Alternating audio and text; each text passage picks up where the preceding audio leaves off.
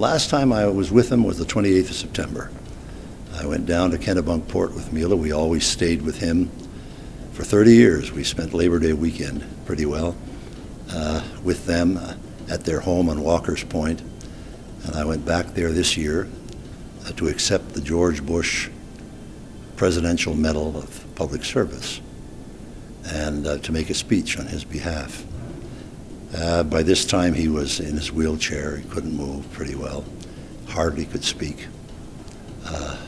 But he had that twinkle in his eye, and so we spent time with him at home, at his home. And here was our good friend George, and he was saying goodbye. I think we both knew that that was probably the last visit we were going to have.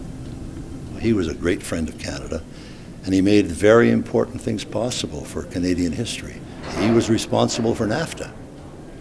And NAFTA today represents 500 million people with 7% of the world's population. It generates 28% of the world's wealth and creates tens and tens of millions of jobs. This is, and $1.2 trillion a year in business back and forth. This is the richest trade agreement in the history of the world. This came from George Bush. This was a tough thing because we were bringing in Mexico. So you had two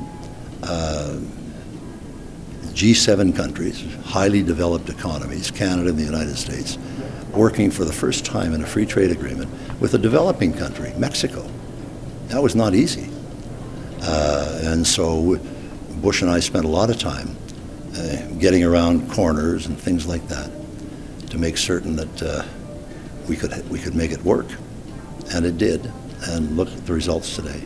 Oh, I think it's a tremendous loss for politics around the world that such a president of the United States of high accomplishment and such a gentleman in life is lost to us all.